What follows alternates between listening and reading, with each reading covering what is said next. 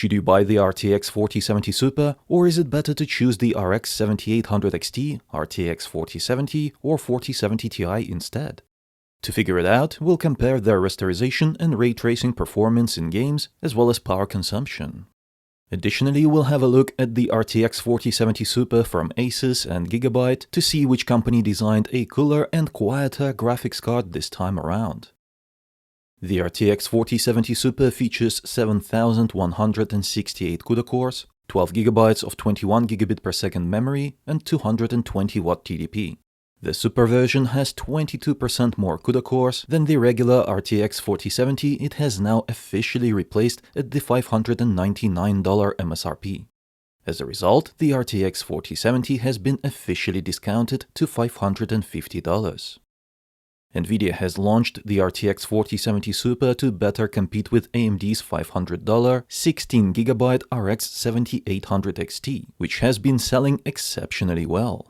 Much better than NVIDIA would have liked. Hence, a refresh was necessary to take a dominant position in the highly popular $500 to $600 price segment.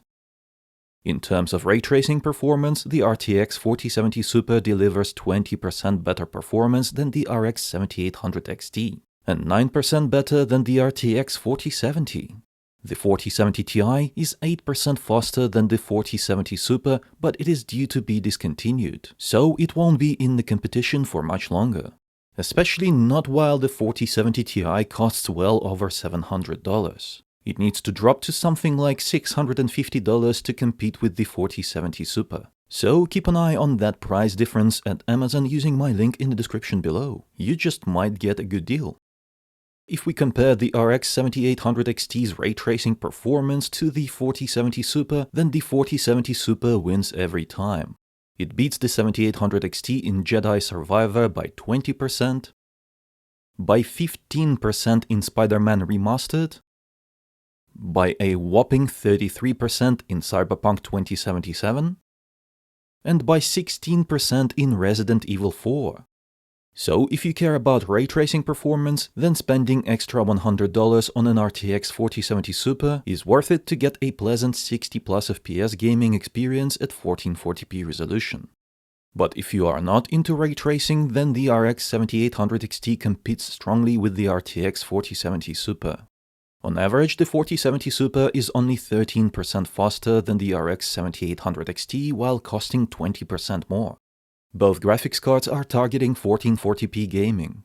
The 4070 Super is what I'd consider a zero-compromise 1440p gaming graphics card. On the other hand, with the RX 7800 XT, you will have to make some compromises. Allow me to explain what I mean. Check this out. Alan Wake 2 is one of the latest AAA games where the 4070 Super delivers a strong 67 FPS average on high quality. In contrast, the 7800 XT offers 61 FPS, which means that sometimes performance will drop below the optimal 60 FPS. So you'll have to tweak some settings in this as well as other graphically demanding games if you are going to use the 7800 XT graphics card. This is not an isolated case by any means. We see exactly the same picture in Starfield with 67 FPS versus 61 FPS. And in Avatar Frontiers of Pandora, using Ultra Graphics preset, we got 83 FPS average with the 4070 Super, while the 7800 XT offers only 66 FPS. Of course, in older, as well as less demanding games, you won't have such problems, as the RX 7800 XT is still a very powerful GPU for 1440p resolution. For example, in Hitman 3, using Ultra Graphics preset, it delivers 118 FPS average, while the 4070 Super is at 155 FPS, which is in the realm of high refresh rate monitors. Some might even say that it is a little bit too much FPS for this kind of game. And there are plenty of other similar examples, including Spider-Man Remastered and Resident Evil 4. Also, if you mainly play Cyberpunk 2077 or Hogwarts Legacy, then the RX 7800 XT and RTX 4070 Super are quite evenly matched in terms of rasterization performance, as both offer excellent experience running these games at well above 60 FPS.